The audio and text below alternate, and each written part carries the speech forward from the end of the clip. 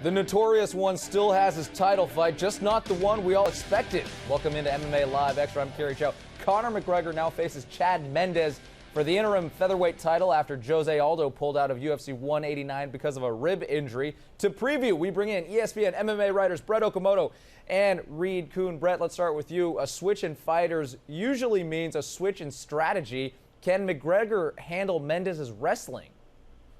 Well, that is the question coming into UFC 189. It's been a question for a long time about Conor McGregor. How would he deal with a wrestler? And really that question has become, it's really taken such a life of its own that I think everybody feels like they have to be on one side of the fence or the other.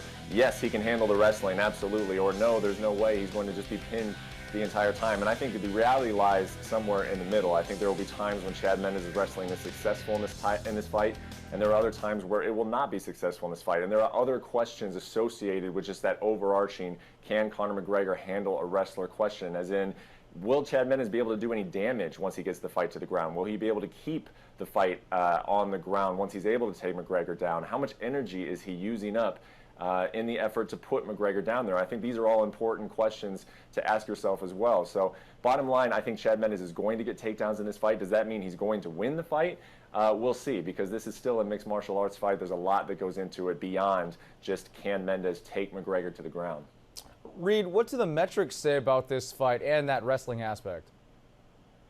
Well, it's a tough call because we just haven't seen McGregor face anyone of this caliber. He's only faced 5 takedowns to date. He's never been taken down, but the quality of the opposition trying to take him down was not at Chad Mendes' level. So the numbers do confirm McGregor does have the edge in stand-up, but the numbers also tell us that Mendes actually has some pretty good hands of his own. He's more of a counter-striker in the sense that he doesn't press the pace. He doesn't initiate a lot of exchanges because of his reach. He's going to be at a huge reach disadvantage here, but he is actually more powerful on a punch-for-punch basis than McGregor in terms of scoring knockdowns. So it's actually pretty surprising. Stylistically, with the wrestling versus striker matchup and the fact that we just haven't seen McGregor truly tested, the numbers aren't much of a help. The first round would be very telling. Interesting. Numbers not helping in this case. All right, Brett, Aldo McGregor was one of the most promoted fights in UFC history. Now it's on the shelf for a while. How big of a blow is this to UFC?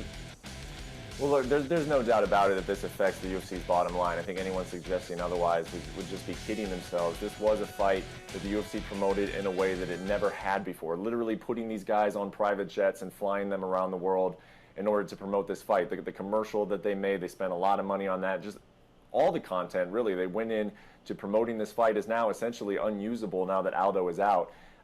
Having said that, UFC President Dana White has said numerous times over the last few months that this gate at UFC 189 will eclipse $7 million, the live gate. That would be the first time the UFC has ever done a $7 million gate in the United States, and Dana White still believes it will do that. So it's not as though this is not a sellable fight anymore. It's not as if the UFC is going to lose money necessarily on this event. But I think we won't really know the full scope of Aldo's injury and what it did to the promotion until we find out who wins on Saturday. If Conor McGregor beats Chad Mendes, his fight against Jose Aldo is as big, if not bigger, than it was previous to this weekend, and the UFC can still promote that fight. If it loses Conor McGregor versus Jose Aldo because Chad Mendes wins, yeah, I think that it will be a blow, and that will be something that the UFC will have to eat. Reed, last week we discussed the betting line for this fight when it was still a hypothetical. At that time, Mendes was actually the favorite. Now McGregor is the favorite. Now, are you surprised by that, and who's going to actually win this fight? I'm not really surprised by it, just because McGregor has a very loyal and passionate fan base. Just announcing some of these things on social media will draw a storm of support on both sides, actually. But McGregor's camp, I think, is putting their money down more aggressively than Mendes. I expect the line will come back towards Mendes closer to fight night.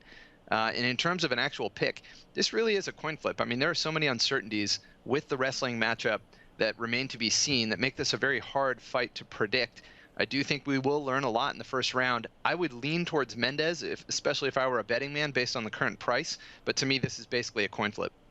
Yeah, I agree with Reed that this is essentially a coin flip. So what that means for me is that I'm taking the guy who had longer time to prepare. Conor McGregor was in Las Vegas for 9 weeks preparing for a UFC championship fight. I understand that his opponent has changed now, but he is in fight shape. He is ready to go for 5 rounds. Chad Mendes, he found out about this opportunity 2 weeks ago. So even though the wrestling, I think, is something that Conor McGregor has not seen yet in his career, If I have to pick one or the other, I'm taking the guy who has been in Las Vegas preparing this whole time, and that's Conor McGregor. All right, both guys going with coin flips here. One leaning towards Conor, the other leaning towards Chad Mendes. So we'll see how this all turns out. ESPN's going to be in Las Vegas for UFC 189. For highlights, interviews, and analysis, be sure to check out ESPN.com's MMA page. That's going to do it for this edition of MMA Live Extra. For Brett Okamoto and Reed Kuhn, I'm Cary Chow. Enjoy the fights.